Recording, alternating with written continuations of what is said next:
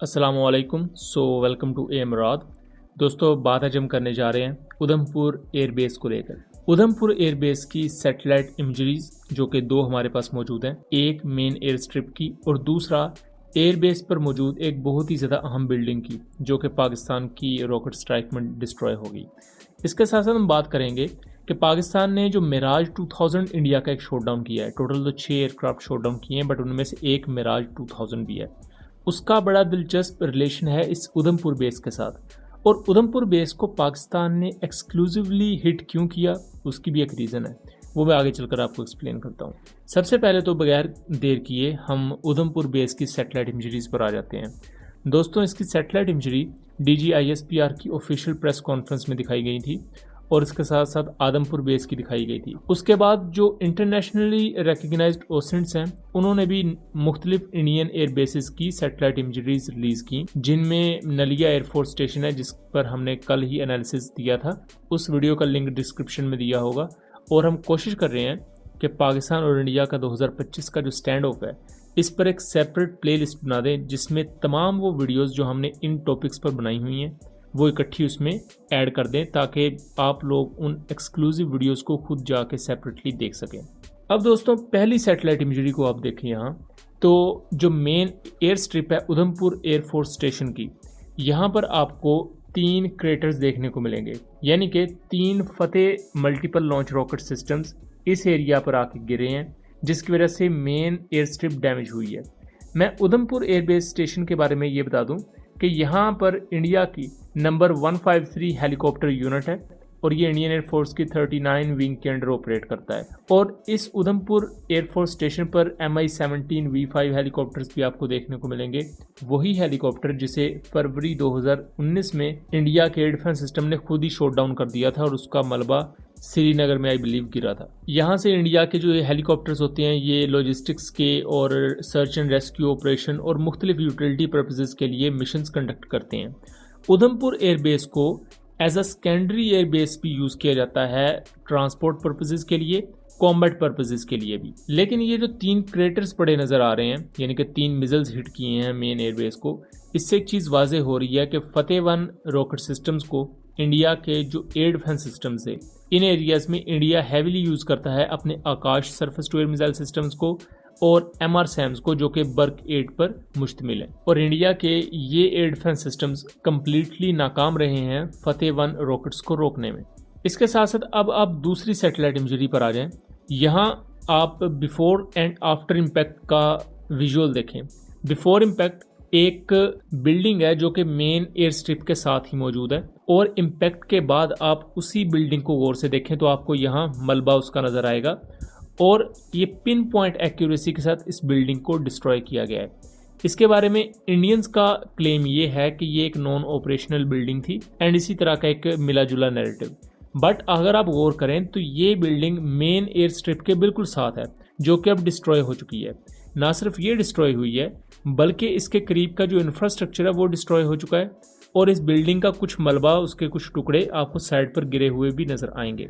यहाँ Pakistani open source intelligence platforms या हमारे सोर्सेज के मुताबिक ये बेसिकली एमुनिशन डंप था, जहां पर इमरजेंसी के हालात में जो ज़रूरी इक्विपमेंट या एमुनिशन होता है एयरक्राफ्ट्स के लिए या हेलीकॉप्टर्स के लिए, उन्हें रखा जाता है ताकि उसी वक्त स्क्रैम्बल अगर करना हो तो उन पर वो माउंट किया जा सके। तो ये वो बिल्डिंग थी जिसे पाकिस्तान के फतेह 1 रॉकेट सिस्टम ने डिस्ट्रॉय किया है। तो इन सैटेलाइट इमेजरी से एटलीस्ट 4 फतेह 1 मिसाइल्स या रॉकेट्स के इम्पैक्ट यहाँ पर कंफर्म हो रहे हैं। अब इसके बाद आ जाते हैं इसकी कुछ एक्सक्लूसिव चीज़ों पर। दोस्तों, इंडिया ने अपनी सेंट्रल एयर कमांड में जो उनकी ग्वालियर एयरफोर्स स्टेशन है, वहाँ पर हैं उनके मिराज 2000 के 3 स्क्वाड्रन्स। उनमें से इंडिया ने एक एटलीस्ट स्क्वाड्रन को अपनी वेस्टर्न एयर कमांड में वो लेकर आए थे एंड हमारी रिपोर्ट्स के मुताबिक उनके कुछ एयरक्राफ्ट को श्रीनगर में रखा गया था और कुछ एयरक्राफ्ट को उधमपुर एयरफोर्स स्टेशन में। जब 7 मई को इंडिया ने ऑपरेशन सिंदूर के अंडर पाकिस्तान के मुख्तलिफ एरियाज में अटैक किया, तो इंडिया ने मिराज 2000 एयरक्राफ्ट को उधमपुर एयरबेस से उड़ाया था, ताकि वो इंडिया की पूरी एक बड़ी फॉर्मेशन जिसमें 70 या 72 एयरक्राफ्ट थे, उसका वो पार्ट था। और उधमपुर एयरफोर्स स्टेशन को इंडिया साइलेंटली यूज़ कर रहा था एज अ कॉम्बैट एयरबेस, क्योंकि नॉर्मली यहाँ से फाइटर जेट्स ऑपरेट नहीं किए जाते थे। लेकिन इस दफ़ा इंडिया सिग्नल ये देना चाह रहा था कि हम अपने तमाम एसेट्स को इस दफ़ा पाकिस्तान के खिलाफ पिच करेंगे। और इसी एयरबेस से उड़ा हुआ एक मिराज 2000 एयरक्राफ्ट पोमपुर के एरिया के ऊपर गिरकर डिस्ट्रॉय हुआ, जिसे पाकिस्तान के J-10C एयरक्राफ्ट ने अपनी PL-15 long range BVR missile से शॉट डाउन किया। और इस एयरक्राफ्ट का मलबा उधमपुर एयरफोर्स स्टेशन से शुमाली साइड पर मौजूद श्रीनगर के पास पोमपुर के एक डिस्ट्रिक्ट में गिरा। अब इस मलबे की विजुअल्स आप यहाँ देखें। मिराज 2000 का नोजकोन आपको यहाँ वाजे नजर आएगी, उसके साथ साथ मिराज 2000 का M53 इंजन नजर आएगा, और जो इस एयरक्राफ्ट का एक्सटर्नल फ्यूल टैंक है वो भी आपको यहाँ पड़ा हुआ नजर आ रहा है। ये एयरक्राफ्ट पोमपुर के एरिया में जब गिरा था तो तब इसका पूरा मलबा उस जगह पर गिरा हुआ था, जिसके कुछ विजुअल्स आप यहाँ देख रहे हैं। लेकिन उसी रात इंडियन अथॉरिटीज़ ने वो पूरा मलबा हटवा दिया। लेकिन पूरा मलबा हटाने के बावजूद भी जो एक फ्यूल टैंक इसका उस जगह गिरा हुआ था वो रह गया, जिसको BBC की रिपोर्ट ने वहाँ कवर किया, और वो BBC की रिपोर्ट भी आप एक दफ़ा खुद सुने। इस वक्त इंडिया के ज़ेर इंतज़ाम कश्मीर के पुलवामा ज़िले में हैं, और ये वियन उसी पुलवामा ज़िले के पांपोर कस्बे का एक इलाका है।